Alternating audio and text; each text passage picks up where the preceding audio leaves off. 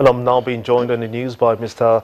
Babajide Ogunso, a data analyst, to look further at the figures and, of course, the Bayelsa state elections. I want to thank you so much indeed for coming on the news at this time. What do you make of the results that we've seen so far in Bayelsa? It's interesting. We can look at it from three ways. Bayelsa has three senatorial districts, Bayelsa West, Bayelsa East, and Bayelsa Central.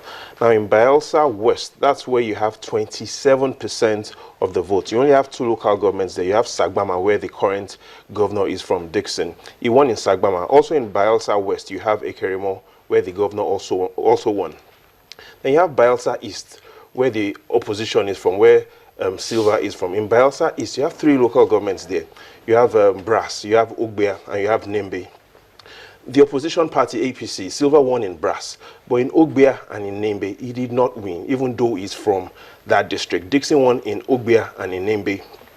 Now, the last local government is Bayelsa Central. It is no man's land. You have three local governments in Bayelsa Central as well. You have Kolokuma, you have Yenogwa. In both local governments, the results have been released, and the PDP won, Dixon won. The only local government that is left that we haven't had any results released is in the local government that we're all waiting for, and that's Southern Ijo. Now, the interesting thing about Southern Ijo is the PDP has never ever lost any governorship election in Southern Ijo. And Bayelsa Central, again, is no man's land. The only two local governments that have been released, Kolokuma and Yenogwa, the sitting governor, has won. So it will be interesting to clearly understand what will really go on when the results from Southern Ijo are released, and that's when the elections are redone. So what does this portend for the elections now that it is for that local government has been cancelled? Will the winning of it or not winning of it make any difference? It will, because as it stands right now, the PDP is leading by a margin of 33,154 votes. And what it simply means is for the opposition to take victory in these elections, they require significantly more than 33,000 votes. And that is what will be interesting to find out if they can do it.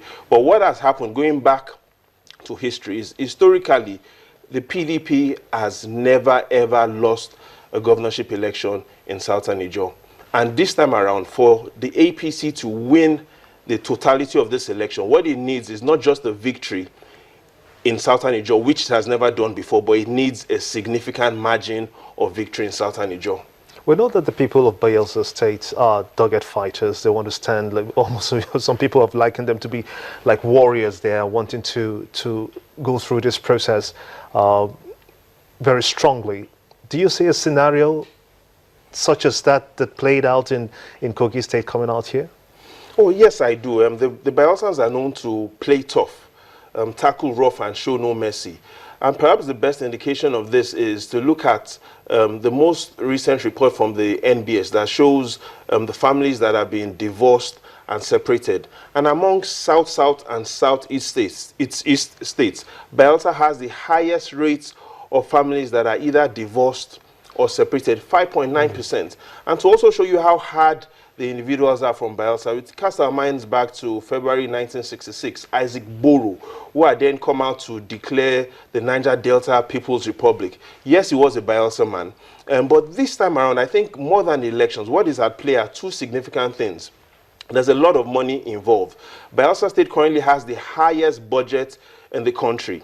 And by highest budget, we're talking about the budget per person, 251 billion naira for 2.1 million individuals living in Bayelsa. That comes to an average of about 117,000 naira per person. Now, you might ask about Lagos. Yes, Lagos has a huge budget, 489 billion. But the population in Lagos is about 21 million people. That's about 23,000 naira per person. So when we look at budget per person, no state in Nigeria comes close to Bayelsa when it comes to that level of money. So there's a lot of money involved in who controls the resource in Bayelsa State. Bayelsa State is also among the prestigious group that we call the G17. Those are 17 states in Nigeria whose annual IGR is above 10 billion naira. And those states are Kano, Kaduna, Kwara, Lagos, Ogun, Oyo, Ondo, the 6 states in the south, and Abia, Anambra, Enugu, and Ebonyi from the southeast. Now, this G17 group are the guys that have IGRs of above 10 billion naira per annum, and Bayelsa is among this. So these two things makes it very interesting to see who controls and who dominates these elections and who will govern Bayelsa State. Jide, I want to thank you so much indeed. We shall continue this discussion much later on the news at 10. Hopefully we'll still have you at that time. Thank you so much. Thank you so much indeed.